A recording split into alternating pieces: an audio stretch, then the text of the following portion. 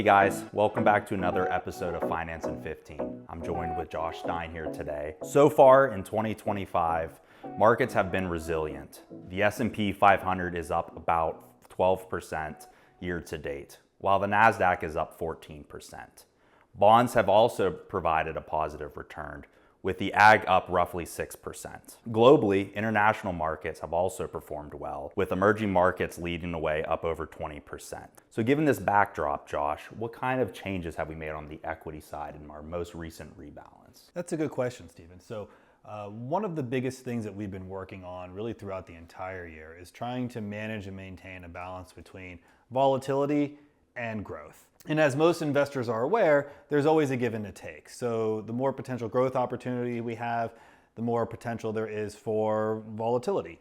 And when we're in unique markets like we've had this year, where we've seen really severe downs and some nice growth as well, it becomes much more important to us to really dive into how we smooth some of that out along the way. So throughout this year, we've incorporated various different types of hedges to try to lower some of those volatility measures during the really high periods of volatility. But since then, we've really started to now reduce those pieces and kind of move more back towards our targets as we get a little bit more comfortable with kind of how things have shaken out, and in particular with regards to tariffs and the Fed and inflation and some of the things we're going to talk about more.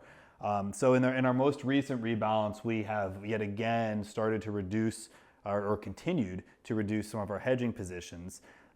We've increased our small cap positions, which we've been reasonably low on for quite some time.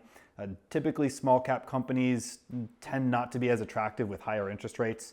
And given the point where we are, where we anticipate for the Fed to continue to lower rates, we wanted to start to be proactive and tactically increase our positions there. One of the other areas that we have adjusted is our large cap growth component, which primarily does include technology. And we've added a few sector opportunities to the portfolio, in particular AI.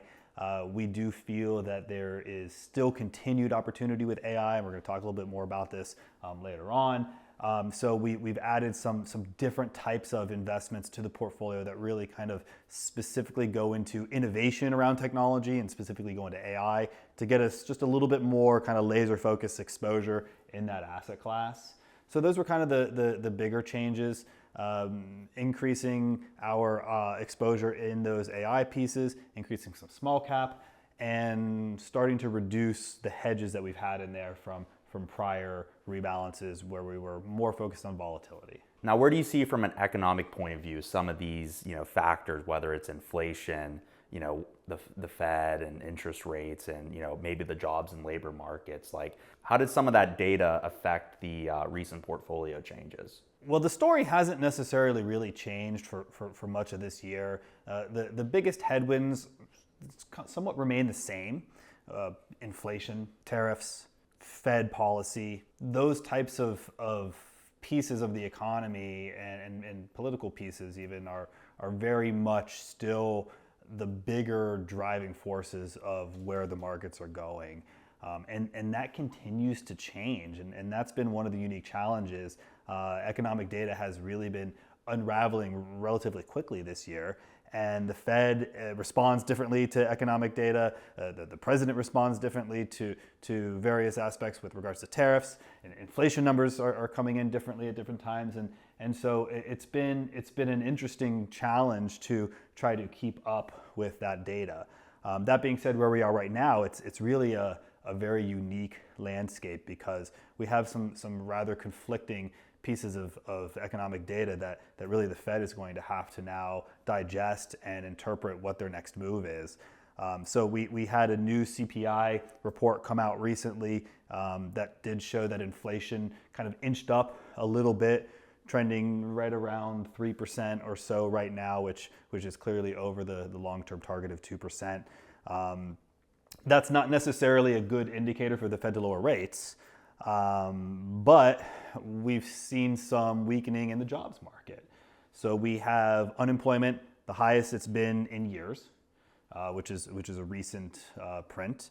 and we have new jobs added come down quite a bit as well. So those are both indicators of a weakening job market, which is an opportunity for the Fed to lower rates. So we kind of have two conflicting pieces of data here. Higher inflation, not good to lower rates. Weakening job market, opportunity to lower rates. I don't want to be in the Fed's position right now because it's a tough decision for them to make. Especially with their dual mandate of keeping both of those things intact. So almost sounds like a little bit of, kind of a story about stagflation. Would you want to maybe talk a little bit about that and, what your thoughts are on if we are trending in that direction? Yeah, the word stagflation has come up a lot in the last year, and basically in a scenario where we have rising inflation and a weakening jobs market, we kind of get into a period that's not economically good. I think we're far from that. Certainly not out of the woods of that being a possibility. But the variances that we've seen, even the negative ones, they're not, in my opinion, they're not so far off track that there isn't an opportunity to either recover from it before we get into a true stagflationary environment that lasts for a long period of time, like we've seen in other economic periods, or even fixing them in the short term to potentially long term with Fed policy and other information that then comes out recently. But it's never necessarily a good thing to see a weakening jobs market, especially with inflation creeping up. And the Fed's going to have a very important decision to make, which really will start to set the foundation for the rest of this year, and in particular, even moving into 2026. The word on the street is we're going to end the year somewhere with 1 to 3 rate cuts. Estimates between total rate cuts of 50 basis points to 75 basis points. I'm going to guess with the conflicting economic data now, we still get a rate cut, probably on the smaller end, 25 basis points. There was talk at some point of a 50 basis point rate cut, and I think that that's probably not going to happen. I think the market is priced in at about an 88% probability that the Fed lowers rates, even with inflation numbers up at a quarter point. And I think the probability that they've priced in for a 50 basis point rate cut is about 11%. So the markets are expecting something, and then even potentially another one towards the end of this year. So, it'll be interesting to see, and very much something we need to continue to look out, because the implication of either lowering or not doing anything can be real. And so it's an interesting part of the whole economic landscape right now, completely out of our control, and really up to the Federal Reserve to decide what they feel is best for the greater good of the economy. Awesome. So with that being said, as far as on the fixed income side of the house, what changes, did we make, materially to kind of address these factors? So we spend a lot of time talking about the stock market, and for most investors, that's where they're getting more of their information from when they read the news or watch the news, social media. It primarily revolves around the equity or the stock market. But for many of our clients, a large portion of their portfolio is not even invested in the stock market, it's invested in bonds. And the bond market has an entire life of its own. We've seen the severity of the bond market and how it can be impacted by things like inflation and interest rates.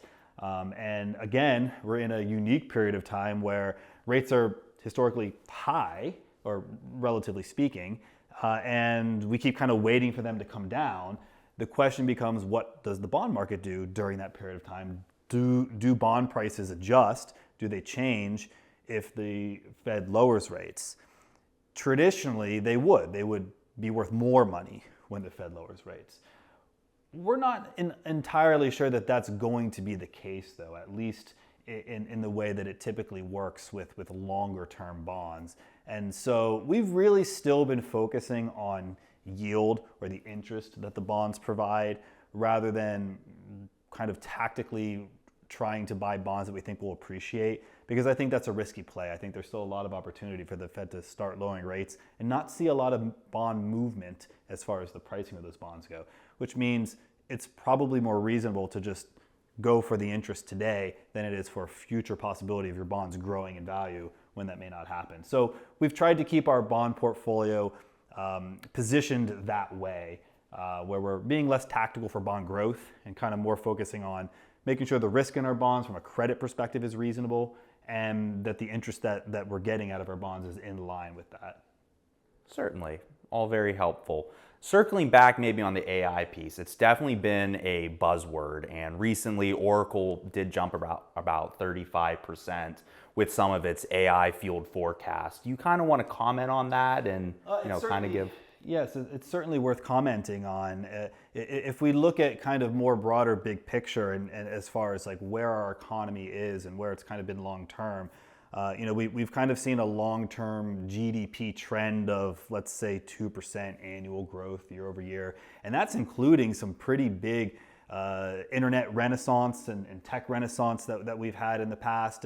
And still, despite the massive growth in those areas, we've seen GDP kind of still continue to clip away at around 2% long term.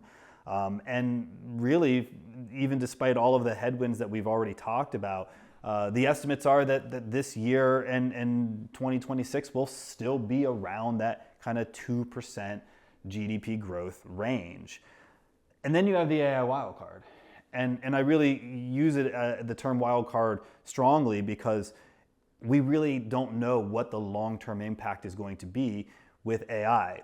Presumptively not negative. At some point, there was a lot of concern about AI taking over jobs and reducing the labor market. I think that's less of a risk. I think what we've seen is maybe more of a neutral type of event. So for every job that AI takes away, there's one that's also added. And then the question becomes, how influential does AI become from a growth perspective? Is it the next cell phone? Is it the next internet? There's opportunities for it to be, or it could be something that's maybe a little bit more benign than those major events, but still something that could truly continue to provide opportunity and economic growth all over the world, in particular here in the US. We're not taking our bets off of that sector, and that's why we've actually added a very focused position in our portfolios to those areas that will be a long-term position. This is certainly something that you don't want to jump in and out of, but we are committed to have exposure in those areas because in my mind, it's one of those pieces that will only continue to develop into most likely something more positive than negative. So we're excited to see where that goes. It's hard to know exactly how big the influence of AI will be, but I think the consensus is that it's only going to be a positive thing economically. Gotcha. Very helpful. So maybe if we kind of switch gears again and talk maybe a little bit about the international front.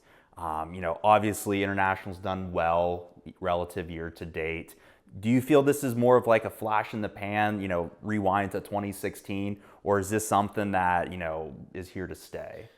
Well, that's always been the age-old question, and we've been investing in both domestic and international companies for 20 years now, and the debate every year is, will international be a better place to invest than the U.S.?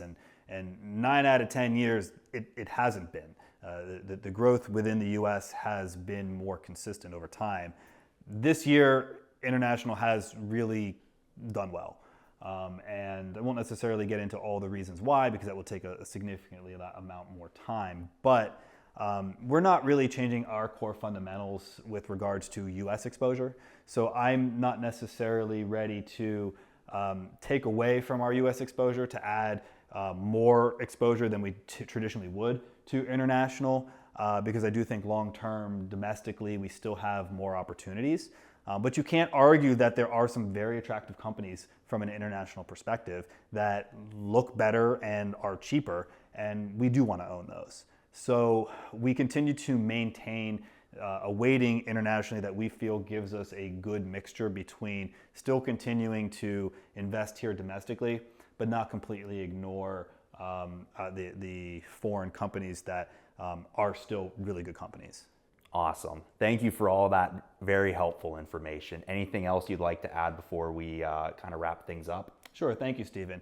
I think really the biggest thing that we want to continually make clients aware is This process that we go through and the information that we've discussed today is something that our investment committee team does on a regular basis. So our objective isn't to necessarily throw out the baby with the bathwater every single quarter and rebuild our investment portfolios from the ground up, but we absolutely are looking for timely and tactical adjustments that we can make relative to all of this data and other factors that we feel are important to give our clients the best opportunity to manage that risk-return balance as best as possible. And so we always encourage our clients, if they have questions or they want to get into their portfolio specifics in more detail, to let us know and give us a call. But for those who don't, rest assured, we're on top of it, and we work through this on a regular basis so you can sleep well at night knowing that somebody's doing that for you.